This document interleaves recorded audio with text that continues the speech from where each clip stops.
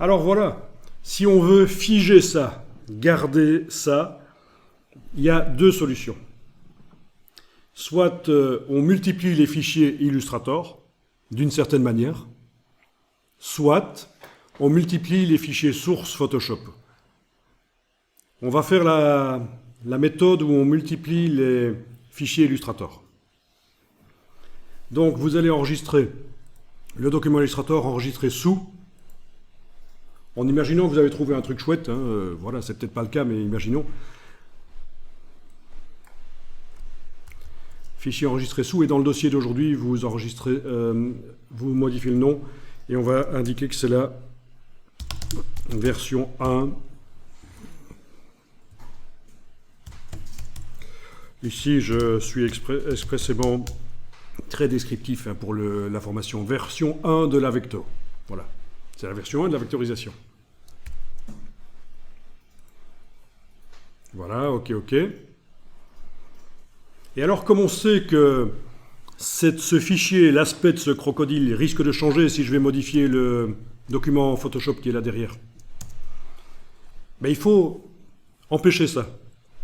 Et une manière d'empêcher ça, ça va être notamment d'incorporer le fichier, de casser le lien. On va incorporer le fichier Photoshop dans le document Illustrator, on va casser le lien, et à ce moment-là, voilà, ça va rester, ça va être figé, il sera dedans. Ça va fonctionner en cercle fermé, comme est-ce qu'on dit, en boucle fermée. Il ne va pas regarder à l'extérieur ce qui arrive à l'image sur le disque dur, si elle est incorporée dans le fichier Illustrator. Et pour ça, ça se fait par la palette des liens, menu fenêtre, lien.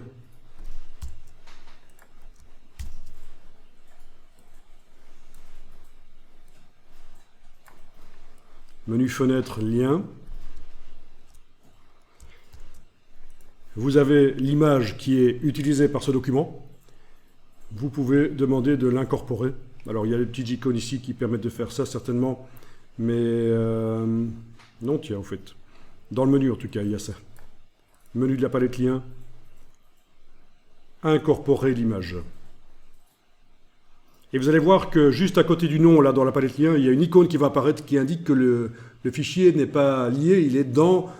C'est pas un fichier lié, il n'y a pas de ressources sur le disque dur, il est dans le fichier, dans le document Illustrator.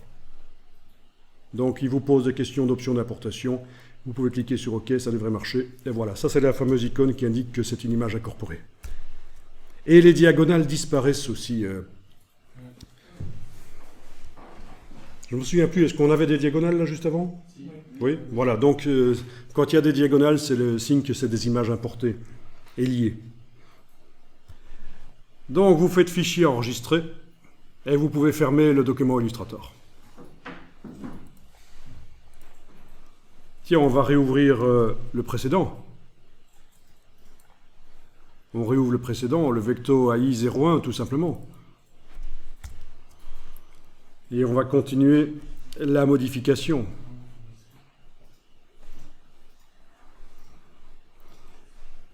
Imaginons là, je voudrais, tiens, je vais quand même essayer de récupérer un peu de détails. Je vais augmenter la dimension de l'image en Photoshop. On est bien d'accord, ça c'est le premier document. Et vous avez le fichier Photoshop qui n'est pas incorporé. Donc Illustrator regarde ce qui arrive au fichier Photoshop sur le disque dur. Donc quand vous allez dans Photoshop, vous allez faire image, taille de l'image. Et multiplier les pixels à ce moment-là, éventuellement. 200 pixels, 200%, pardon, 200%, donc 4 fois plus de pixels. OK. Fichier enregistré. On regarde ce que ça donne dans Illustrator. Une fois qu'on a indiqué oui, c'est normal qu'on vient de faire la mise à jour du fichier sur disque dur. Ben voilà. Un aspect différent.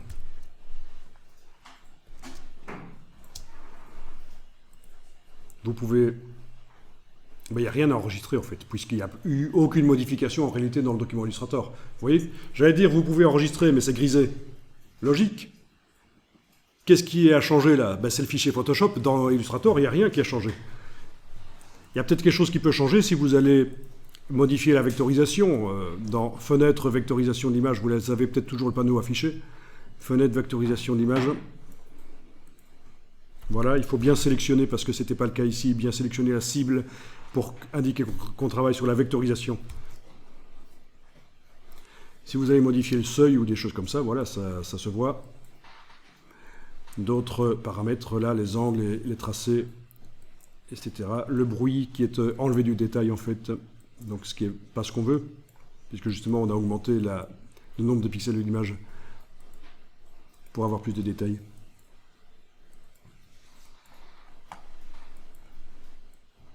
Voilà, ok. Donc là, évidemment, je viens de modifier la vectorisation dans Illustrator. Là, il y a quelque chose à enregistrer, les paramètres de vectorisation. Fichier enregistré. Bon, ben vous pouvez fermer l'image et vous tester. Vous regardez. Que se passe-t-il quand j'ouvre à nouveau Vecto AI 01? Ben forcément, vu que je n'ai pas modifié l'image Photoshop, je retrouve la même chose que ce que j'avais juste avant, d'enregistrer et de fermer. Il y a 10 secondes. Logique.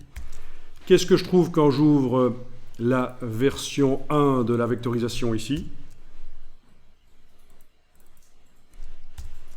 Ben, c'est la version qui me plaisait à un certain moment. Elle ne bougera plus parce que le fichier est incorporé. Dans la palette lien, le fichier est incorporé. Je peux faire ce que je veux au fichier Photoshop sur disque dur, ça ne reste plus de répercussions dans ce document-ci. Donc voilà comment vous allez pouvoir faire différentes versions de la vectorisation. Parce que être créatif, c'est faire des choix. Il y en a souvent qui ont des doutes sur leur créativité parfois, mais grâce au logiciel, vous allez pouvoir multiplier les versions et chaque fois choisir la meilleure. Et au départ de cette meilleure, faire de nouvelles versions, choisir à nouveau la meilleure. Donc ça correspond un peu, si vous connaissez la méthode AB en marketing, ça vous dit quelque chose? Méthode AB, on développe un produit. Un parfum ou n'importe quoi, il y a des emballages, il y a des couleurs de flacons, il y a des manières d'emballer le flacon, etc. Et chaque fois, on présente un panel de testeurs, public cible, deux versions, la A et la B. Ils choisissent majoritairement la B, on laisse tomber la A. Au départ de la B, on recrée AB. À nouveau deux versions, et ainsi de suite, jusqu'à ce qu'il y ait un maximum de personnes qui adhèrent à la version finale. C'est comme ça qu'on développe un produit. C'est une méthode, la méthode AB en marketing. Et donc ici, en créativité, c'est un peu la même chose. Vous créez différentes versions, le client ne le voit pas nécessairement, mais vous le voyez, et vous choisissez chaque fois la meilleure. Parce que pour choisir, l'être humain est très bon, quoi. Même si on se déclare non créatif, choisir, on sait le faire.